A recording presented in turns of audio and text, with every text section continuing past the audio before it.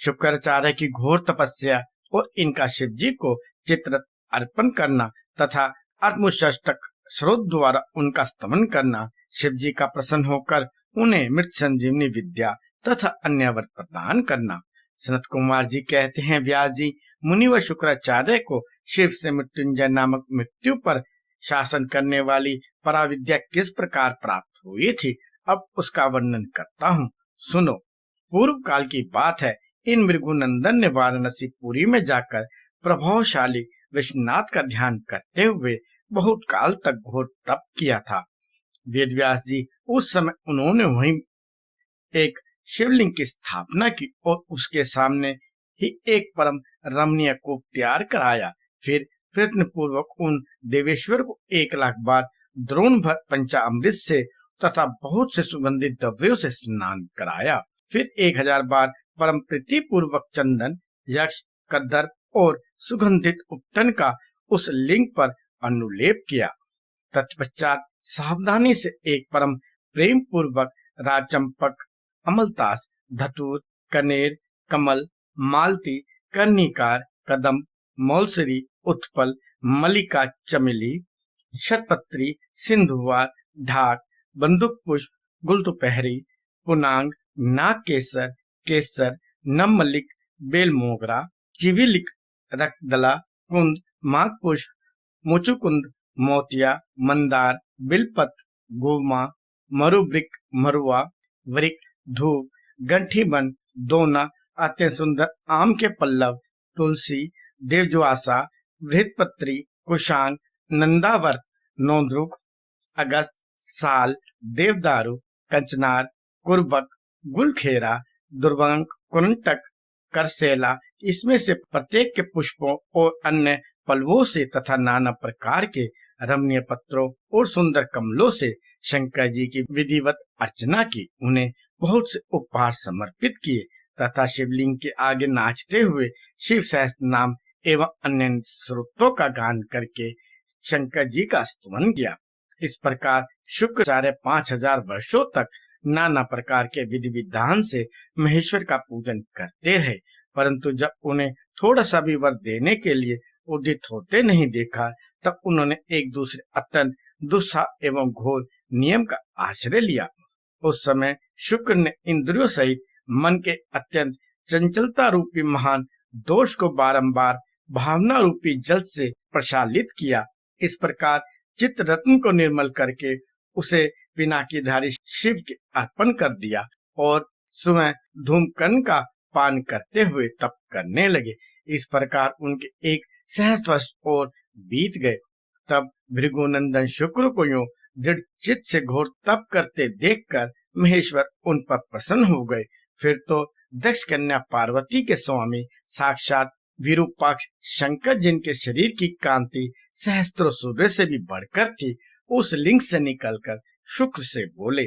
महेश्वर ने कहा, महाभाग भृगुनंदन, तुम तो तपस्या की निधि हो। महामुनि, मैं तुम्हारे इस अवच्छिन्न तप से विशेष प्रसन्न हूँ। भार्गव, तुम अपना सारा मनोवांछित वर मांग लो, मैं प्रीति पूर्वक तुम्हारा सारा मनोरथ पूर्ण कर दूंगा। अब मेरे पास तुम्हारे लिए कोई वस्तु अदे नहीं रह गई है। सनत कुमार जी कहते हैं, मुने, शंभु के इस परम सुखदायक एवं उत्कृष्ट वचन को सुनकर शुक्र प्रसन्न हो आनंद समुद्र में निमग्न हो गए। उन कमल नयन द्विजर शुक्र का शरीर परमानंद जनित रोमांच के कारण पुलकायन हो गया।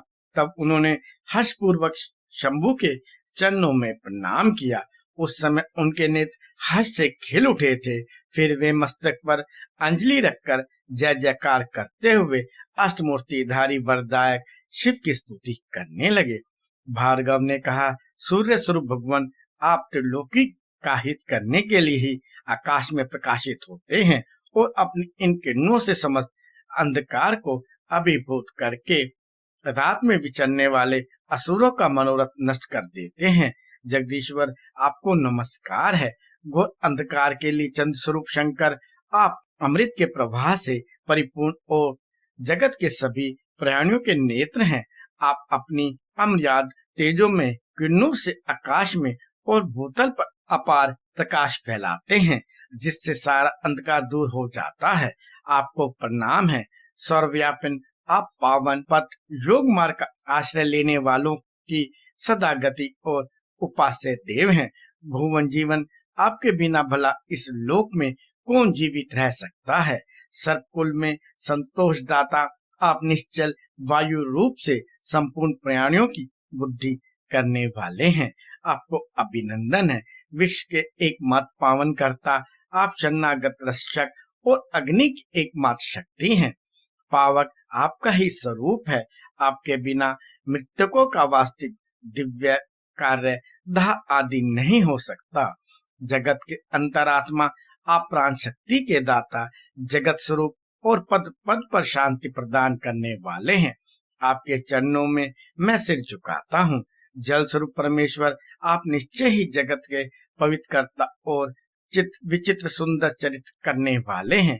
विश्वनाथ, जल में अवगाहन करने से आप विश्व को निर्मल एवं पवित्र बना देते हैं, इसलिए आपको नमस्कार है। आकाश रूप ईश्वर, आपसे अवकाश प्राप्त करने के कारण यह विश्व भाव और बीतल विकसित होकर सदा स्वभाववश श्वास लेता है, अर्थात इसकी परंपरा चलती रहती है तथा आपके द्वारा यह संकुचित भी होता है, अर्थात नष्ट हो जाता है। इसलिए दयालु भगवान, मैं आपके आगे नतमस्तक होता हूँ। विश्वरात्मक, आप ही इस विश्व का भरण पोषण करने वाले हैं।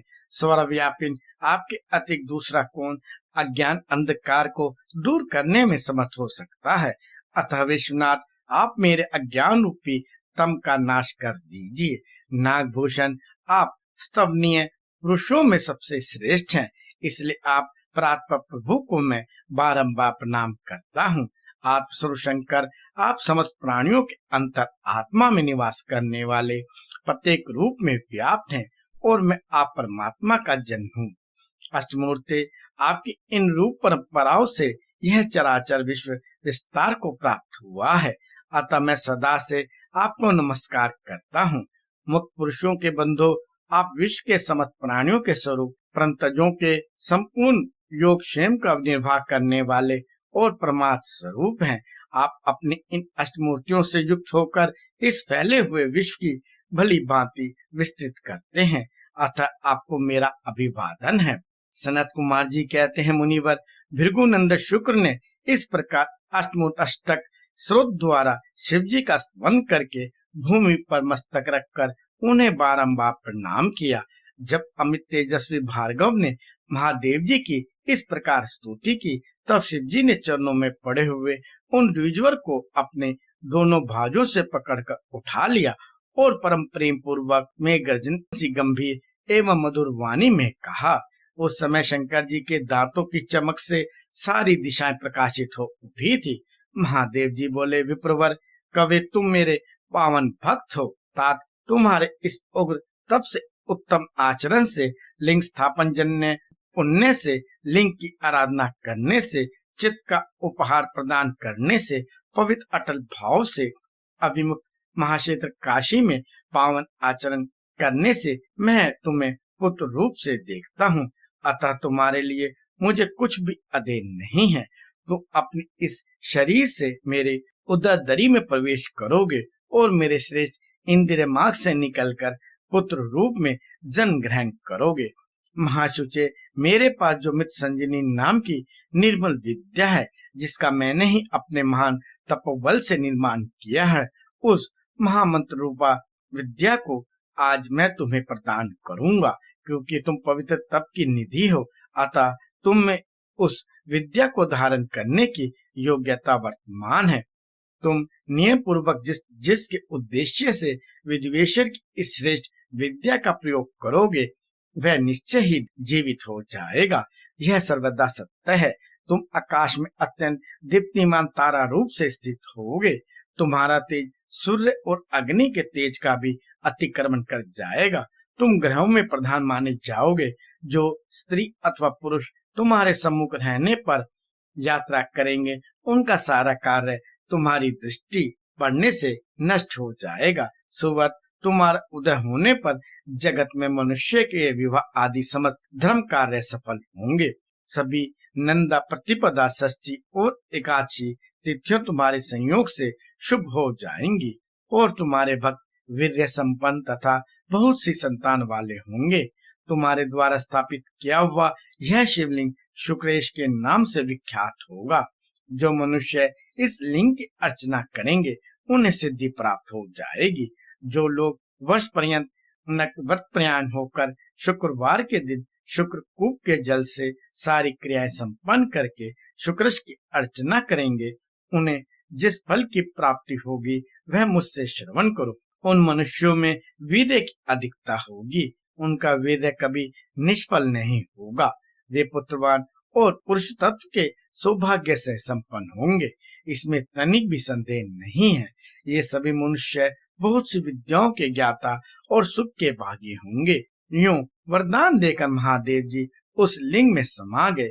तब भृगुनंदन शुक्र भी प्रसन्न मन से अपने धाम को चले गए। व्यास जी यूं शुक्राचार्य को जिस प्रकार अपने तपोबल से मृत्युंजय नामक विद्या की प्राप्ति हुई थी, वह वृत्तांत मैंने तुमसे वर्णन कर दिया। अब और क्या सुनना चाहते हो?